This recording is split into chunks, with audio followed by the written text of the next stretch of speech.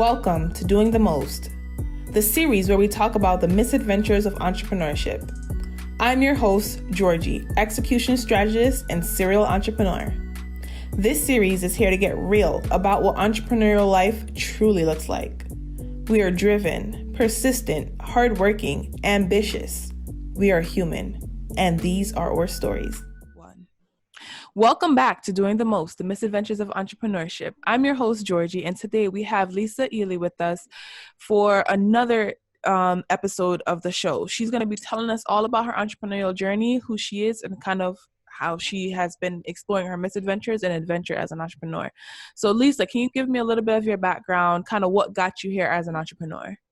Sure. So I'm Lisa Ealy, and I'm known as the Six-Figure Success Mentor, and I'm the CEO of D.R.E.A.M Careers, where we help spiritually minded professionals to land their dream jobs and live their dream lives.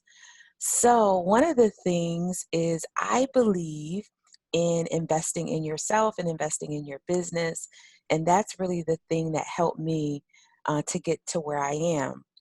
But I will tell you one of the things about one of the biggest misadventures that I've personally had, and that is investing in the wrong thing without really fully understanding what I needed at the time, and also not asking enough questions about what I was really buying. And let me say this, it was a multi-thousand-dollar investment. And if you are an entrepreneur out there, or if you are really seeking help with, your biggest dream or your passion project or whatever that is, there are plenty of people who are awesome at what they do, who are great at what they do and can really help you. But then there are people out there, and I'm sure all of us can attest to this, who are not that. Yep. So it's embarrassing really to say at the end of the day, but it's something about, I have this personal thing, and maybe some of you can relate. It's about, I go after the shiny thing. I'm a creative as well, in the sense that I like creating things. However, in that, the first kind of like thought is, oh, this is going to be awesome. It feels so good. He or she is fabulous. But then you start digging in and asking questions, and it's just not what you thought. And so for sure, I have learned a ton about investing my money, my dollars, my resources too soon and too quickly, right? For sure. So that would definitely be it. And let me say this. So it was once that it happened, but that wasn't the only time. I think the other thing for me is another misadventure is the timing of things. So sometimes, we learn about something, or we learn about a course, or we learn about maybe it's a tool or system, that someone else is using, but where they are in their, whether it's their job search, their passion project, their entrepreneur, or even something that you might need around your home, it just might not be the right time for you. So I've also, shamefully so, invested in things that I never even used. So let me say this. I'm gonna make this real simple. How many of us out there have bought outfits? We have dresses and suits and shoes and purses, that still have tags on it, and we've never used. It's the same, right? It's because for whatever reason, that shiny thing that we saw, we really wanted it at that moment.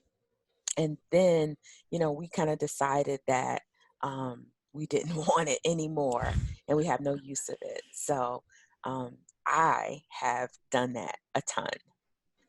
Yeah, so I'm a take a little poke at you. I want you to give me some specifics. All right. So you said at the time where, you invested in something and like spent like a lot of money on it and it didn't turn out.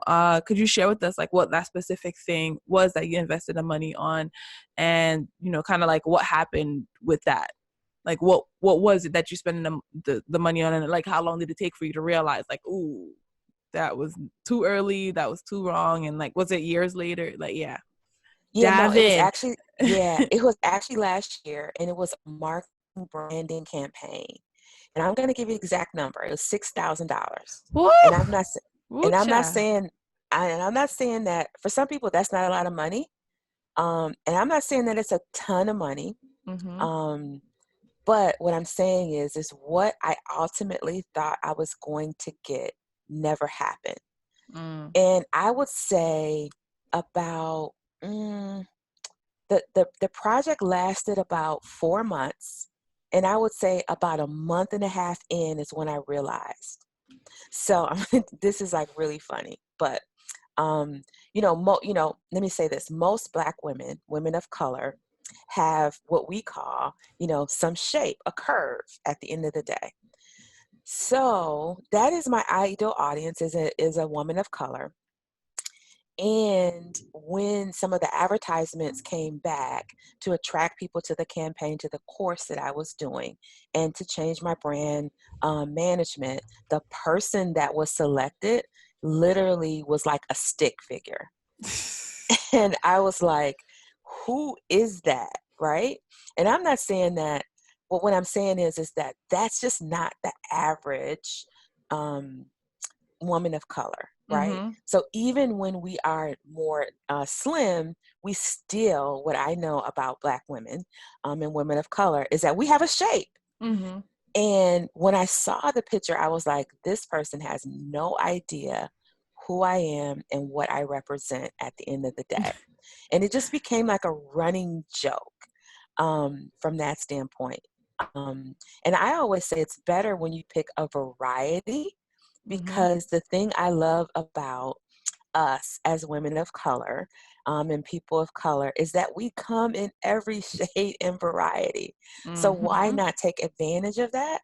All different kinds of hairstyles and that kind of thing. But literally, looking back, let me say this: even all of that um, is the fact that it wasn't an ultimate failure, because I learned a lot from it. The second thing I will say is this, is that I feel a certain way more about my time than I actually do about the money. And that makes sense, because my time that I invested in making this work, I can never get back. For real. The investment that I made in the dollars, money is a renewable resource. So I can do an offer. I can do a lot of different things. I could sell some of that stuff that I bought that I never even wore and get my money back. But the time that I invested and that I lost, and maybe even in some case, part of that wasted, I can never get back. Right? So the lesson learned for me is that, yes, I was sad and still sad about the dollars, but more sad about the time and the fact that I wasn't able to reach who I really am called to reach. Yep. And I just want to like reiterate what you said about time, right? Like, it took me a while on my entrepreneurial journey to really look at time as like the truest currency. And like once I realized that, I started seeing like a lot of content and people talking about it. Like Oprah talks about it a lot, Tony Robbins, like a lot of these big speakers and professionals and people that, have been in the industry for a while. They really focus on time being like the only real currency. Money, like you said, money is always renewable. You'll get that back, but it's like once the time is gone, there's nothing you could do about that. Once your birthday hits, there's no going back to 2 years old. There's no going back, I'm going to be 18 again. And so just recognizing that and figuring out how can I be more effective with my time, even if something doesn't make me specifically more money or gain more money or lose more money or lose less money. It's just like, how can I properly invest time? Because that's the only currency that belongs directly to you, right? Money is, again, interchangeable. So I really like that you brought that up. And another thing is like the brand not aligning, right? So we see certain people will be selling things and then they might appeal to you, but then when it's like time to deliver, like what happened in this case, it was just like a completely miss of vision and miss of like synergies, because look, just by looking at your site, looking at, the people that you've worked with, looking at your content, it should have been clear that that's not the image that you were going for, but this company couldn't see that. And then that's where we dive into experiences. So everyone's life experiences and every company's life experiences are going to dictate what they see and what they think is should be like the output. So, if you and I could look at the same exact picture, the same exact words, and you take it one way and I take it a completely different way, and then we'll start talking about it, and I'm just like, whoa, how did you get that from that? It's not that, it means this. And so just acknowledging that and finding people and places where we can have synergy. So now I want to ask you about, how did you get started on this entrepreneurial journey? Like, what got you into being a coach, and what did you do before that? Yeah, no. So let me say this. You know, when people become what we call an overnight success, you think it's really overnight, but it's not. Mm-hmm. So I have been on this entrepreneur journey way longer than I ever really realized even. So literally, this is my fourth business that I've owned.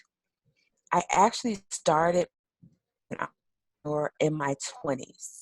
And so the first business I ever had was a mobile nail business. And I'm not even going to tell you how long ago that was, but I'm going to share some insights. And then, and it was just a bug that I had to be able to do more.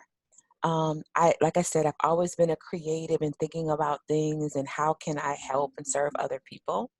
And that really came out of just someone asking me in a need. At the time, of course, when we first graduated from college, like I had somehow, our tastes and what we need and desire in our lives, the kind of place we want to live in, the kind of car we want to drive, and the places we want to spend our time at, don't really match with that like first income. So that's really where it came from at first. And then from there, it just really came to, I wasn't being totally fulfilled in my primary role in the workplace. So I went to school in undergrad for accounting and business management, and then worked a few years in the treasurer's office at a nonprofit. From there, went back to school, literally quit my job, went back to school, got a master's degree, and got a much better, higher paying position, but still wasn't fulfilled. So I actually created a document production company where I produced and event, kind of like banquet programs.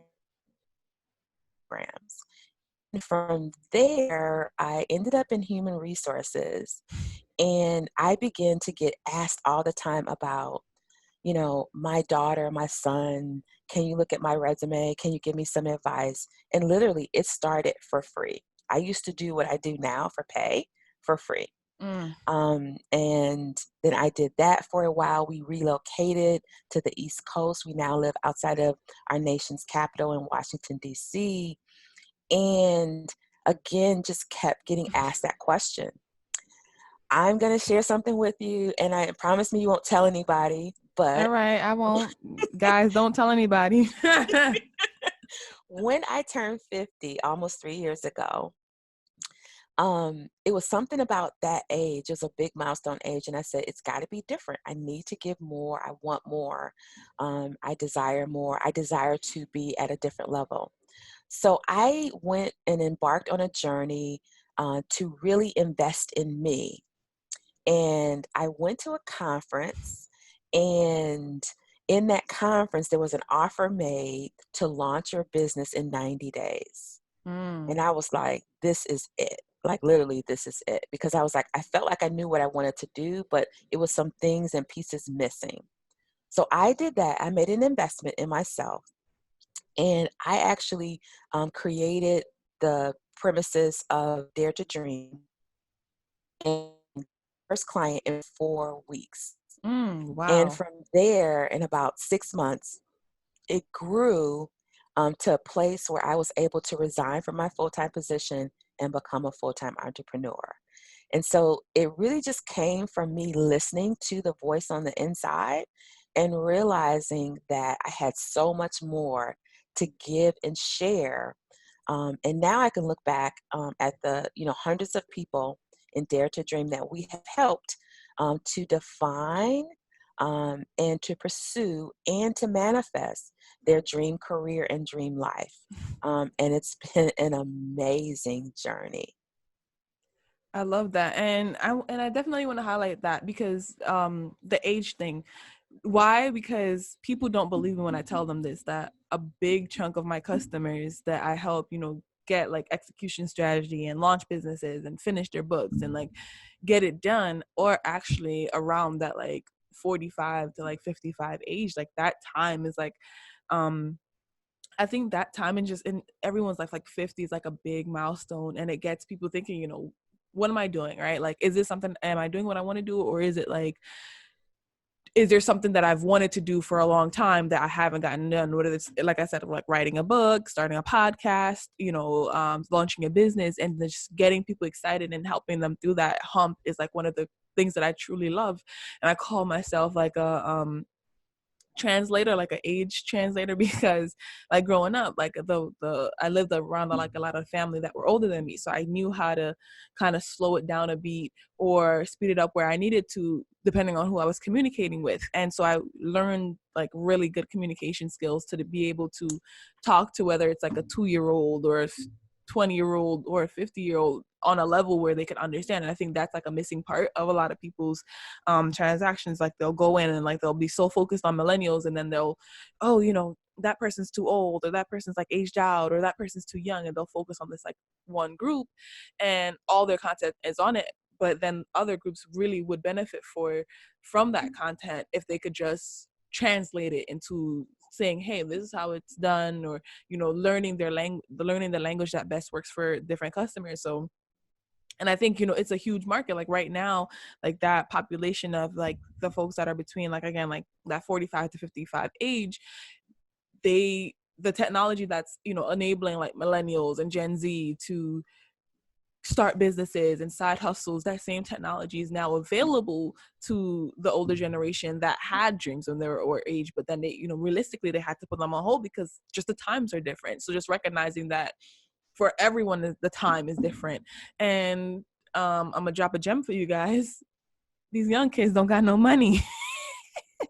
And like a lot of like the more older generations, they have work. They know what, they have more clarity. Oftentimes they know what they want, they know what they're going after, and they have like the funds to kind of fund their dream. Kid straight out of college, like you just said, has these big dreams, small bank accounts. Mm-hmm. And so just like understanding like that customer segment. So I love that you guys have helped hundreds of people with Dare to Dream. So like what is like one of the biggest challenges that have come along since you've committed to this business? Like, so you mentioned like the marketing and branding debacle, but has there been any like other things like building your team when it comes to kind of getting that mission in like that early stage after you did the 90-day program? Like what was that like? And then what made you quit your job? What was the defining moment to make you quit your job? Sure. So I'm going to talk about that first, the defining moment and the boldness to be able to do it. So just like you said, one, I put myself in a place financially where I could invest in myself, right? Because I had saved and I had earned a certain amount of income, and I'm grateful for that because that gave me some stability and the ability to take that chance as well. Because as you know, as an entrepreneur, nothing is promised. Nope. At the end of the day, every dollar really counts, and impressions that you make and all those things. So that was the first thing, was, having the stability of having some savings that in our family that we could use as well. The other thing is having a supportive family network. And so my husband really, really have faith that this was the thing to do. What made me really resign my position was I felt like, and I do believe that me starting Dare to Dream and it kind of like just coming out of nothing literally was a gift from God. And I felt like the time was now to do it, and that my history has been, it has not ever been hard for me to find a job. And so I just really felt like that it was pulling me forward and that there were people who needed to be served with what he gave me. Mm. And it was so compelling and so clear. And I will say this, I was no longer passionate or interested um, in what I was doing at work in the 9 to 5. I just wasn't. Like, my mind, my body, my spirit just was not there. Mm-hmm. And I wanted to honor the fact that, of course, they were paying me a really high salary, let me say. And I could not go to work and work on my business and be honest, Mm. right? So we prayed about it. And I made a bold move. I went in and I resigned from that standpoint. And I've never looked back since. And I'm so glad. Mm. I think the other part of your question, if I recall, is a little bit about maybe the challenges, right, Yeah, in that I that initial faced. early stage. Yeah, that very early stage. So, and I'm going to say this is still a challenge. Mm-hmm. And maybe you find this if your client is mostly in your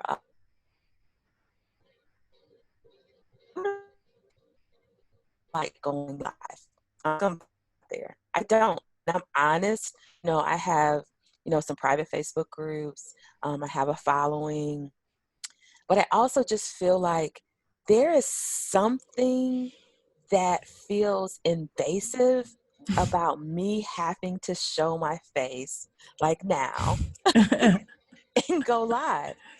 I don't know what it is, and I do think that it's an age thing as well, because I feel like I want to preserve some of my privacy as Mm. well, and I don't want to reveal everything about Mm. myself. And something about when you can see a person's eyes, you can see their body language a little bit. You can like peer into their soul, and it is something about that is so challenging. Other the other thing I want to say is that when I go live, like I don't want to just like talk about anything. I want to have something significant to say because I am taking someone's time for them to listen to me for Mm-hmm. 10 minutes, 15 minutes, a half hour. And I want it to be valuable information that I am sharing from my overflow. And Mm. so those are the things that challenge me with, I'll be honest with you, with not going live as much as, everybody encourages you. Everybody that I talk to, some of the masterminds I've been in as an entrepreneur, it's all about going live. I'm going to tell you, the people who are around my age, I do not see them going live as much. So that's a challenge in the beginning, and it continues to be a challenge. But I've worked through it. Yeah. Yeah, and I love that so much. So we're coming up on the end of our interview now. So I wanted to ask you two final questions. And the first one is like, what is some of your favorite things that, being an entrepreneur has allowed you to do? You have a plethora of experience as an entrepreneur, even though, and like that's the thing about entrepreneurship, right? You could go in and you could go out, but once an entrepreneur, always an entrepreneur. So like, what are some of the favorite things that, being an entrepreneur has allowed you to do from the early stages as well as like now? Well, I would say one of the most favorite things I love about being an entrepreneur, and this might feel a little bit surprising. So, when I worked in corporate, for most of my career, I worked in human resources. Mm-hmm. And whoever walked in my front door or in my office or called me, I had to help them because that was my job. Whether or not I thought they respected me, valued my opinion, um, were willing to give me a seat at the table, trusted me, or any of those things, or even if they may have made me feel uncomfortable because they were paying me to do a job and to make myself available to people. As an entrepreneur, I don't have to do that. Mm. So I get to decide who gets to work with me. And I don't decide with everyone who wants to work with me. And that is one of the things that I love the most. So one of my philosophies as a person, as a human being in this life, is that I believe in peace going out and peace coming in. And so if the person cannot meet me and I can't meet them at their level need of making sure that we can be at peace with it, that I can I know that I can help them, then I'm not going to work with them. And it's certain types of energies that I do not allow in my presence any longer because of that.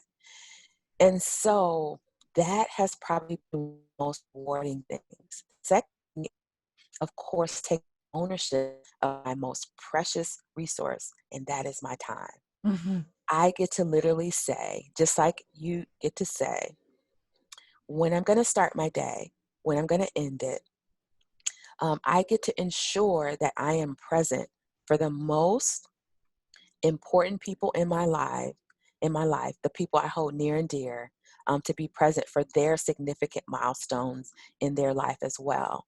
And then because my business is online, all I need is my headset and my Mac Pro book, and I'm good. That's it, literally. I will tell you, husband and I, we have grandchildren, and they call me Nana. And my granddaughter says this. We only have one granddaughter and two grandsons. She says she always knows where Nana is because Nana does business.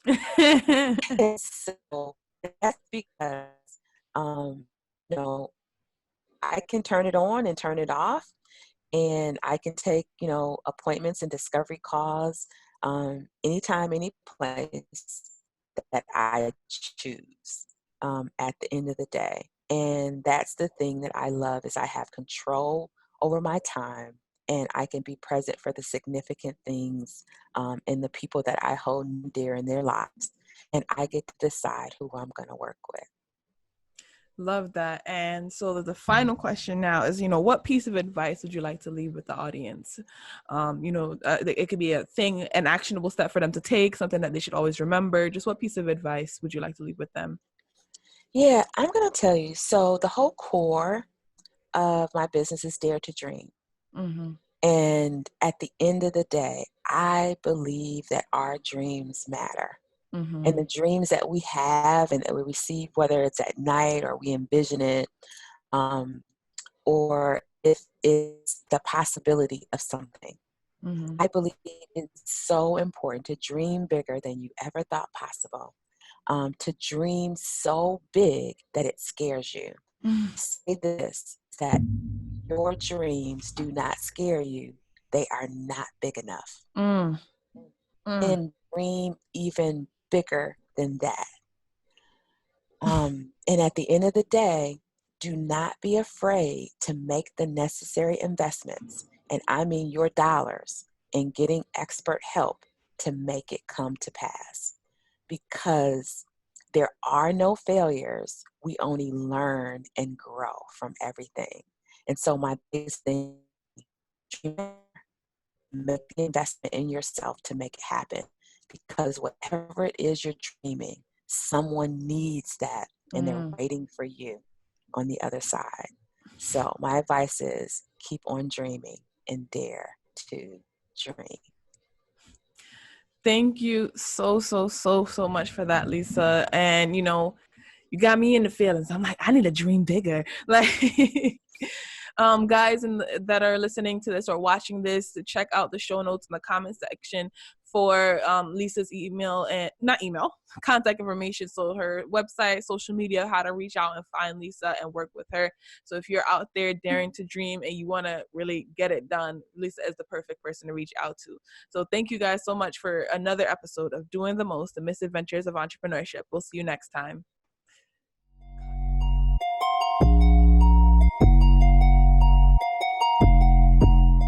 Thank you for tuning in to this week's episode of Doing the Most. Catch us here next week, same time, same place.